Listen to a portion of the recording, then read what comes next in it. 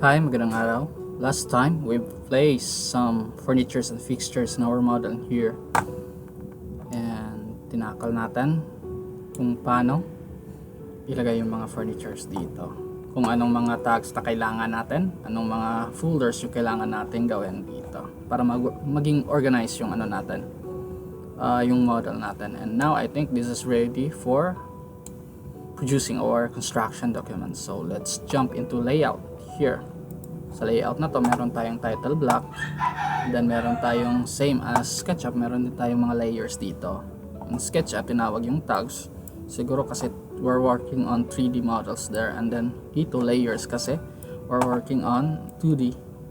Hindi lang ako sure, pero meron tayong mga pages na dito. Ito yung standard na naka A3 lang tayo, and then meron tayong dito, signatories. Then yung title block natin ganito. And by the way, ito is naka auto text tayo dito, automatic text. For example, here we have enter owner's name, go to file, and then go to this document setup, and then meron tayong auto text dito, and then meron tayong project owner here, enter owner's name, sabihin natin si Bogart yung kliyente natin. Bogart, anong apelyido sabihin natin? Bogart de la Cruz. Okay. So automatic nandito na siya. So paano nga ba gawin yan?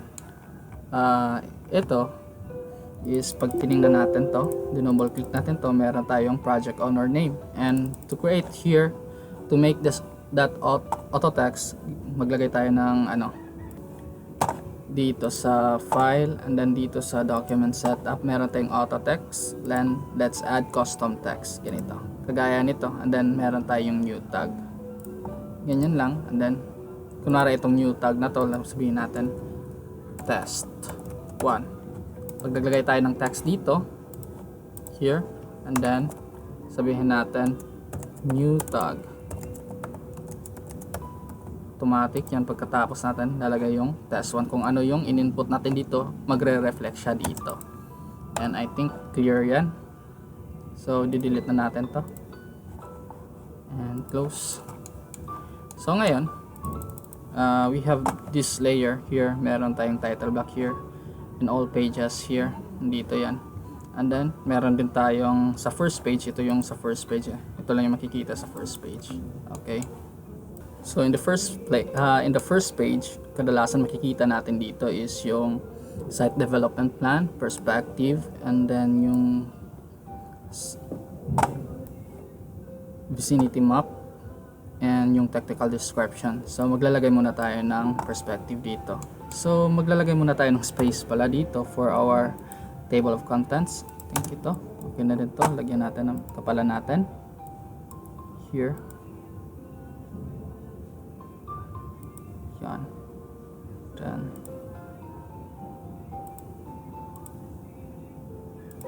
okay, then yung dashes nya gawin natin 0.75. yan, I think okay yan, kapalan pa natin. Okay, now mag-insert tayo ng unahin natin yung perspective nya. So go to file, and then dito mag-insert tayo ng files. And then dito, ito yung Toma house natin. Dito natin ginawa lahat ng model natin. Okay? So insert that Toma house. After all, naka-red siya kasi yung active layer natin is nandito sa title block. So to change the layers there, nasa SketchUp model tayo. Ginawa na to lahat. Okay, right click nyo lang yan, and then click this move to layer, and then SU model. So nagiging blue na siya. It means that pwede natin i-edit to siya. Okay, here, this is our perspective, and then I think masyadong malaki to siya, palitan na lang natin here. I think yung ganyan kalaki, I think okay na yan. Ano pagkatapos yan, punta tayo dito sa SU model, dito sa baba. Tapos nyan, select natin, let's select this model, and then just preserve scale here so that we can adjust the viewport here. And I think okay na to. lalagay natin siya dito somewhere on the bottom right. Hindi pa tayo nagre-render kaya ito lang muna ngayon, temporary lang to siya. And then let's add the vicinity map. So go to file again, and then insert, and then this is the site analysis, and then let's open that one, or wait, let's open the site analysis first. Here, this is the site analysis, and let's create a view, and then add animation, add scene. Then let's rename this one and add a map. Okay, Control S, and after that let's jump again here in layout, and then insert that file, then house analysis. Pagkatapos nyan may mapa na tayo, and then this is not to scale. Para malak yung proportion nya, just hold shift this one. Here meron tayong vicinity map na insert na natin, and then meron na din tayong parang ano dito. Okay, naka-raster lang to siya, and then ito, oh no, let's add some layers here. I think 2D lines here, and then let's move this one, move layer to 2D lines. Okay, then I think pwede pa nating ma-move to dito kasi kailangan kunti lang yung kailangan natin para sana natin. And here pwede nating lagayan dyan. Hindi naman masyadong marami yung ano, table of contents natin dito. Hindi natin sure, pero hindi natin sure. Okay, para malakihan natin konti ito vicinity map natin. So you can move viewports here by just pressing arrow keys, and pag press natin mabagal siya, diba? Kaya pwede din nating i-hold yung shift para bumili siya konti. Yan. Then now we have our vicinity map, and then we have our perspective in here. And here meron tayong 2D lines, mag-a-add tayo for our labels, and we have another one, annotations. Yan, annotation, labels. Okay na yan. Dito sa label, lalagay tayo ng drawing title nito. Gaya nito, ito is perspective. Here, meron tayong scrapbook dyan. Meron tayong perspective dito. And then dito sa kabila is lalagay tayo ng vicinity map. Here.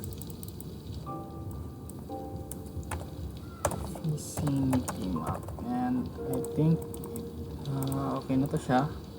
Lalagay tayo ng this is not to scale. Not to scale. Saka na lang natin baguhin yung drawing numbers niya. Okay. Yan. Meron na tayong vicinity map, and then meron na din tayong perspective dito. And now it's time to add our site development plan in here. Okay na to dito sa taas. So click lang natin to, lagay natin dito, and then the views here, I think ground floor is okay. And then let's change the scale to, sabihin natin 1:100. Yan. Okay na yung 1:100 dito, and then i-change natin siya into hybrid para ma-retain yung fog pati yung shadows. So as simple as that, meron tayong set. Pwedeng lagyan na lang natin to ng annotation para mabuo natin yung set development plan. And bago dyan, balik tayo dito sa vicinity map, and then kailangan natin lagyan ng mga landmarks ito. And I think this is a school in here. Lalagyan natin ng school yan.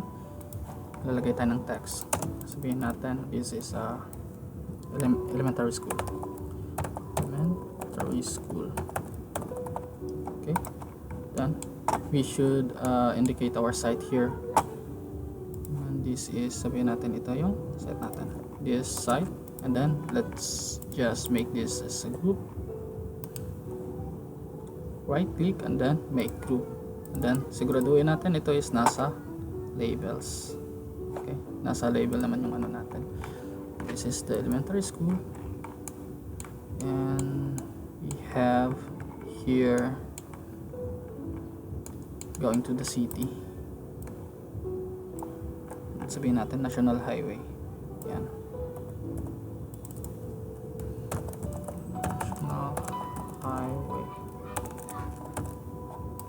Okay, this is the National Highway. And then, kita naman yan. Direction dito. Then, sabihin natin, meron tayong beach dito.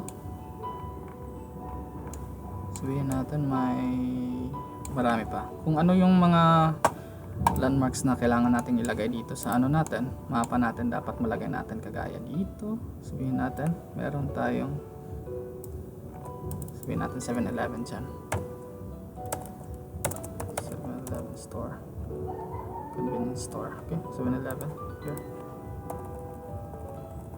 Ayan. Then pwede na yan. Meron tayong this site. Ito yung vicinity map here.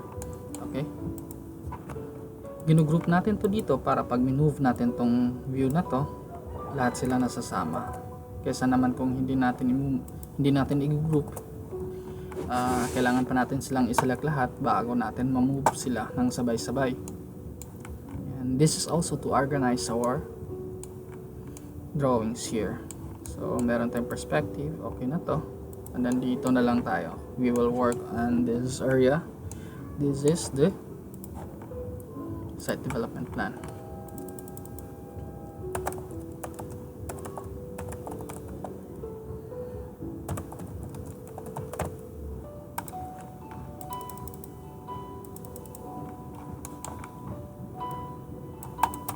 Scale 1:100, okay. Then maglalagay na tayo ng mga labels dito. And let's start by adding a area here. Sabihin natin ito yung living area. Dito na lang natin lagay. Dito sa gitna, okay? Living area. And then let's make this a group.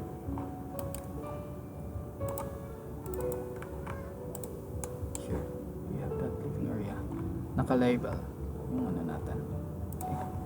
Then kitchen area. We have the dining area in here.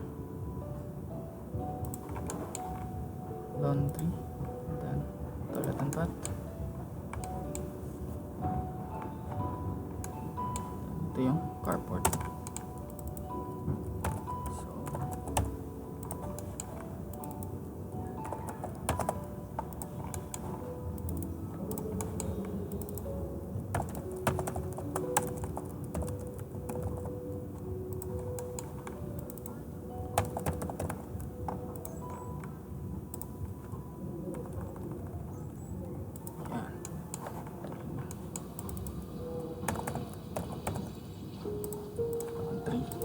here.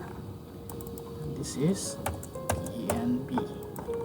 So hindi muna tayo maglalagay ng masyadong detalyado dito kasi this is site development plan and our focus in here is to kailangan natin ipakita kung ilan yung mga setbacks dito. And then of course yung grids natin. So maglalagay tayo ng grid.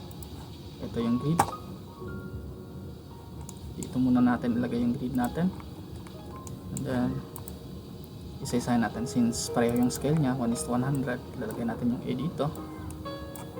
And since this is architectural, wag muna tayong mag-iisip ng mga structural. So pwede naman yung architectural at structural grids magkaiba. Pero since mag-isa lang tayong gagawa nito, mas maganda kung i-anticipate na natin yung location ng mga poste natin. So I think meron tayong isang poste dito. So maglalagay tayo ng isang grid dyan. And then after that maglalagay din tayo dito banda. Dyan.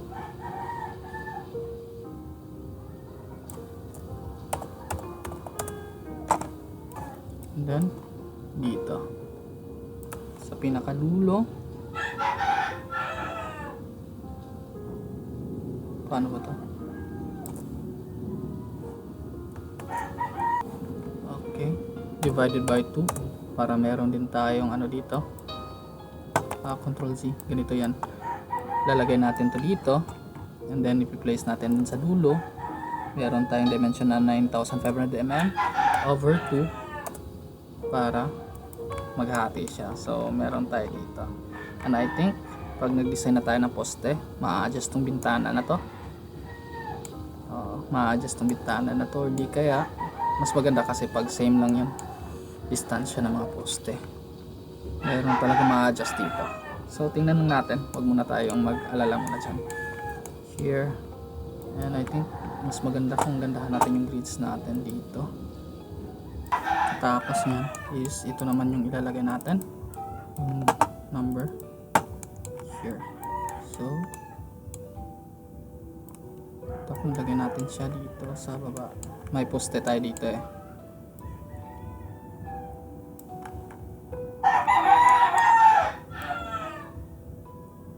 Sige lang muna.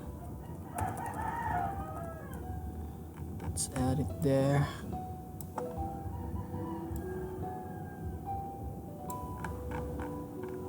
Tama ba? Lokasyon? Okay. Diyan yung tamang lokasyon.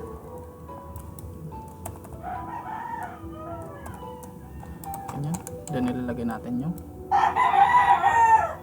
maglalagay din tayo ng grid dito.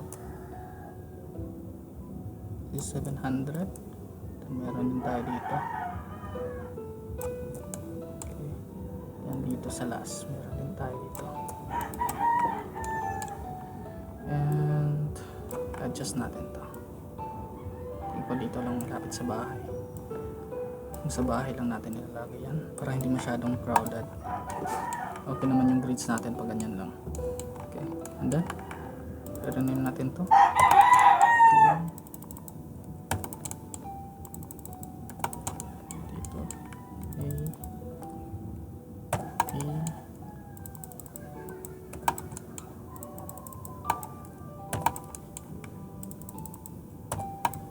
Dito oh, sorry.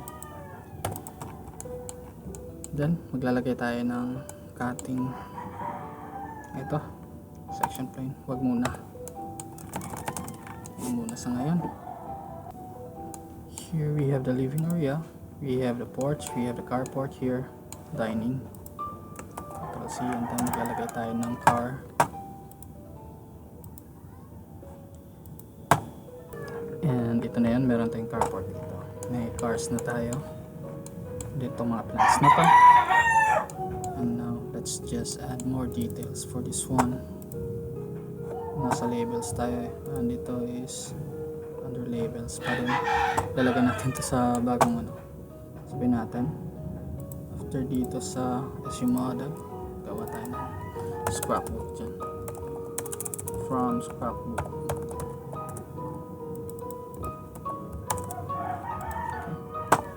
Select natin yung mga hindi natin kailangan dito sa labels. Yan. Then move that one into scrapbook here para ano natin yung visibility nito.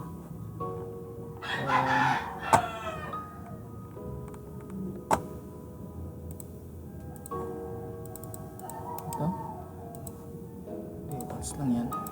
Then mag-a-add pa tayo ng ibang level dito.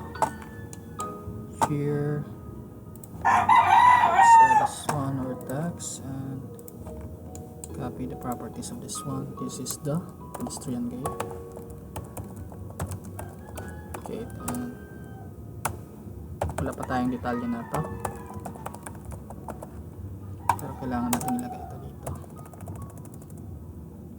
This is our pedestrian gate.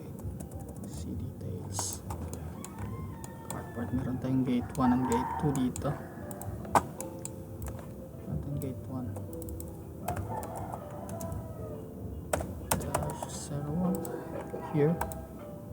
Then ito yung gate dash 02.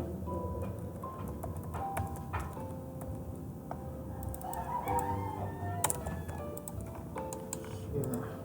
Sliding to siya. Saka na natin gawa ng details yan. Then dito ganito din.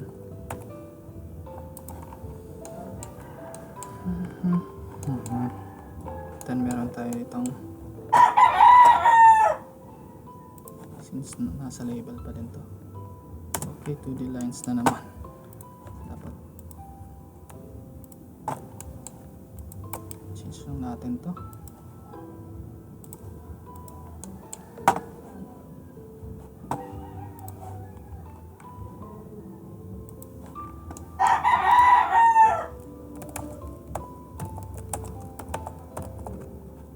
Here, perimeter fence.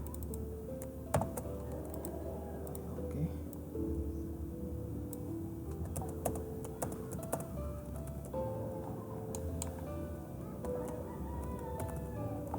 Ganyan lang muna yan. Copy natin dito.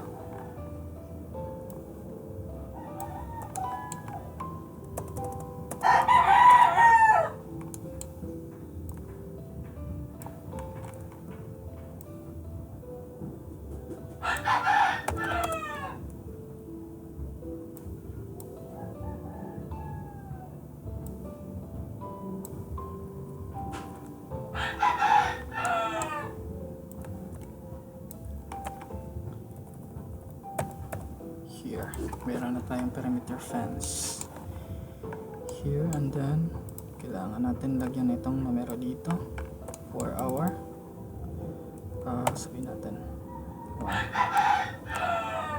Control I. This is number 1.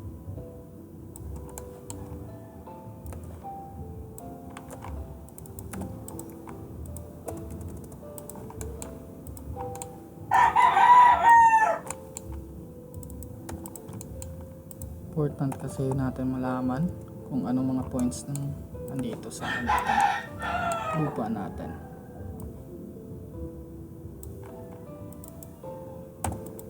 Okay.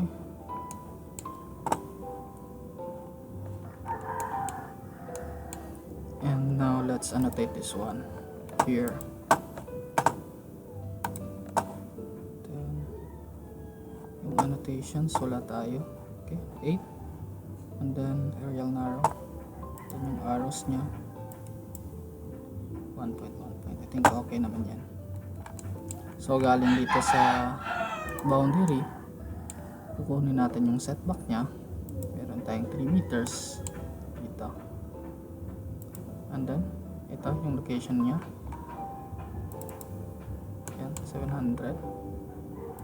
Pati dito kailangan din natin yan. And of course, when you add a grid here, dapat nakaano na agad. Mas maganda kung may scale, nag-coincide yung scale niya dun sa model natin, para kahit saan tayo.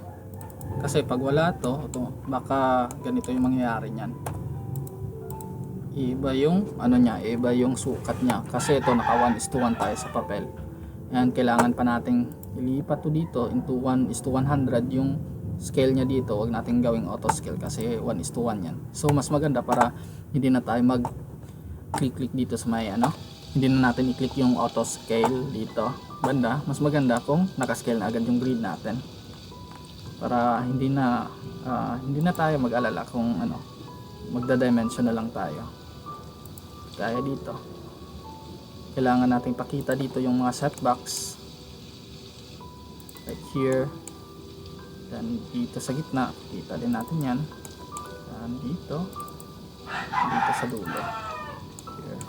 And the overall dimensions of this one. Here. And I think nasa tamang, nasa maling, ano na naman. Wait lang. So ayan, dapat maging careful tayo dito sa mga layers natin.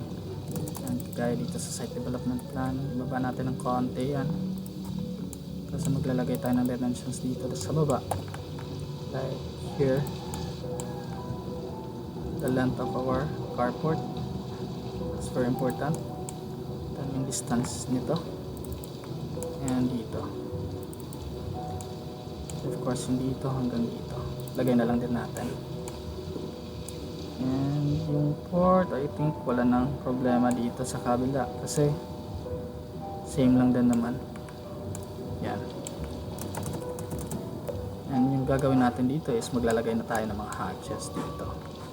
So dito sa porch lalagay na tayo Total, konti lang naman to. Dito tayo sa hatch niya, and then let's create a rectangle here. Use this one. So, maglalagay tayo dito 2D lines. Think, scrap up. Igo tayo ito, panibagong ano. Here to here. This one, tingnan natin yung style. Okay na din naman to, 0 point pattern, wala siyang stroke, so okay na din pa yung ports nya. Lagyan natin ng fill, then dito sa dining gagawan ko lang. Okay, and it's done. And now lalagay tayo ng up dito, up arrow sa ano natin, hagdanan, para alam natin kung saan tayo maglalanding. Okay, saan tayo aakyat. And this one here, then here, then put that somewhere in here, and this is the up. Okay, and let's add some 2D lines. Let's go back to here to the lines. This one here, tatakpan na lang natin to, and let's pick that one top bottom here. Yan, mas maganda yan.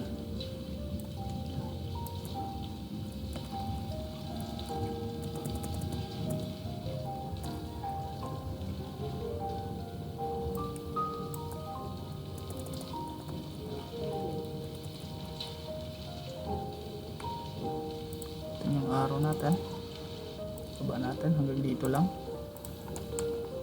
Ito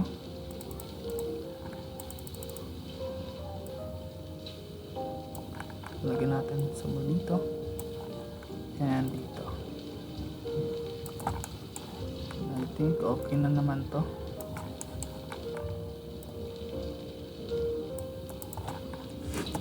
Wala namang makakikita na masyado, hindi naman masyadong halata pag ganito. Okay, here we have a storage room here.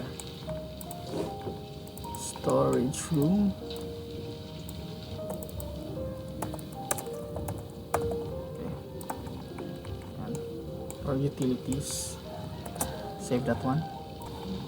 And I think this is it. This is our site development plan.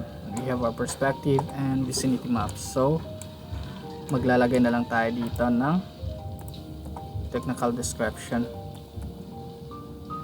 I think sa paglalagay ng technical description, mag-insert na lang tayo ng table dito, and here the number, the distance, and then the bearing here, 1, 2, 3, 4, and then yung title nya. Yan, okay na yan. And this is our technical description here. Pwede nyo namang i-insert to sa Excel yung kanina.